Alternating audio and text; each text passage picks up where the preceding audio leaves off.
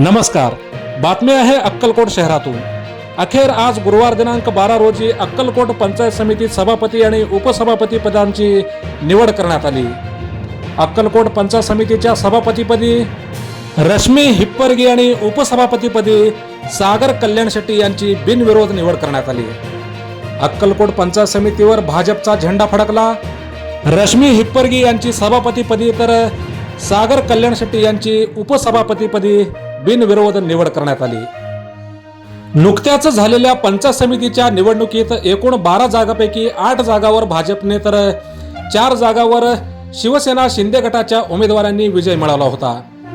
विरोधकांचे संख्याबळ नसल्याने ही निवड केवळ औपचारिकता म्हणून उरली होती.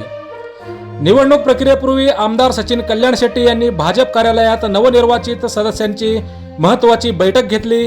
या बैठकीत सर्व सदस्यांशी चर्चा करून सभापती पदासाठी रश्मी हिप्परगी आणि उपसभापती पदासाठी सागर कल्याण शेट्टी यांच्या नावाची चर्चा झाली आणि या प्रसंगी झालेल्या चर्चेत सर्वानुमते याच नावावर शिक्कामोर्तब करण्यात आले.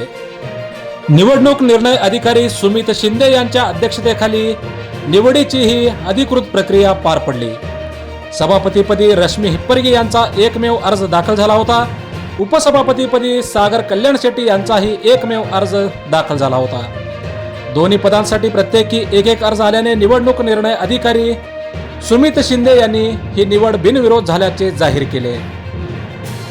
अखेर आज गुरुवार दिनांक 12 रोजी अक्कलकोट पंचायत समितीच्या सभापतीपदी रश्मी हिप्परगी आणि उपसभापती सागर कल्याण शेट्टी हे दोघे आज विराजमान झाले. मोजक्या निवडक आणि महत्त्वपूर्ण बातम्या पाहण्यासाठी सबस्क्राइब करा हेलो सोलापूर न्यूज चॅनल. धन्यवाद.